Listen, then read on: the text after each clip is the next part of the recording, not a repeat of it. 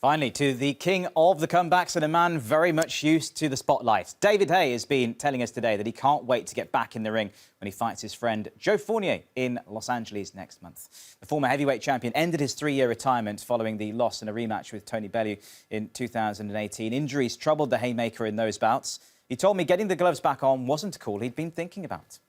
Not for 1 second has it been brewing. It's not your traditional comeback. What it is, it's simply a battle of egos. Myself and a good friend of mine, Joe Fournier, were in Mykonos.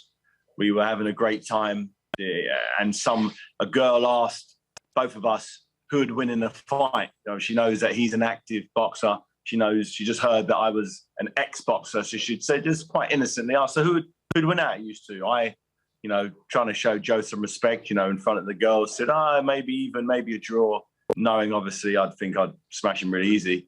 He then took umbrage to that and said, no, in actual fact, I'm the one who's been training consistently. You've had your ankle, your snapped Achilles, both your biceps are snapped, shoulder surgery, your back surgery.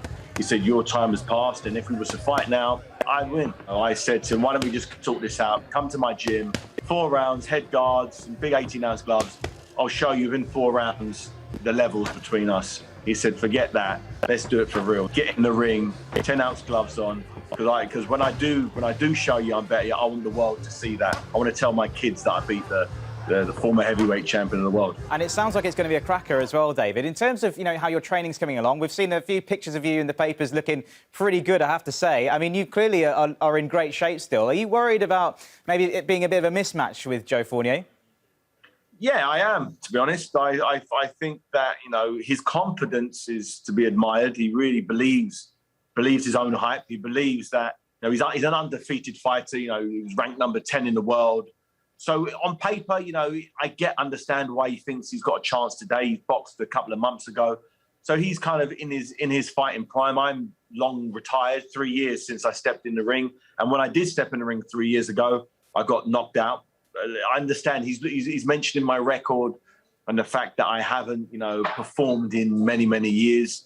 And he's right. On paper, that's right. But that doesn't mean he can do what a former world champion like Tony Bellew could do to me, and he's willing to put his money where his mouth is, and he wants to prove to the world that he can beat David Haye. And I'm like, okay, it could be a painful lesson if you get this one wrong. And he said, I don't care. I'm willing to do it.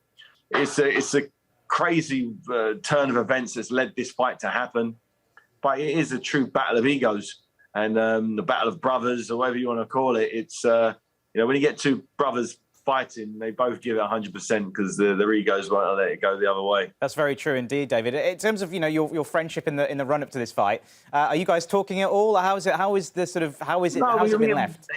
I said to him, listen, if we're going to be fighting each other, I'll see you at the press conference, I'll see you at the weigh-in.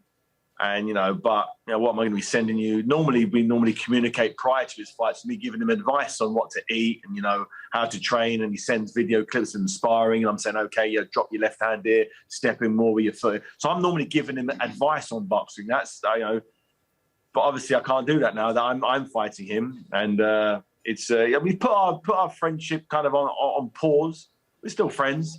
We put it on pause till after the fight. So I'll make sure that, I'm there when he wakes up on the September 11th to, give him a nice hug and wish him well. Oh, the battle of the egos, it's commenced, hasn't it? That is all from us here on Sports Day. Thanks very much indeed for watching. We'll have more for you throughout the evening. Take care.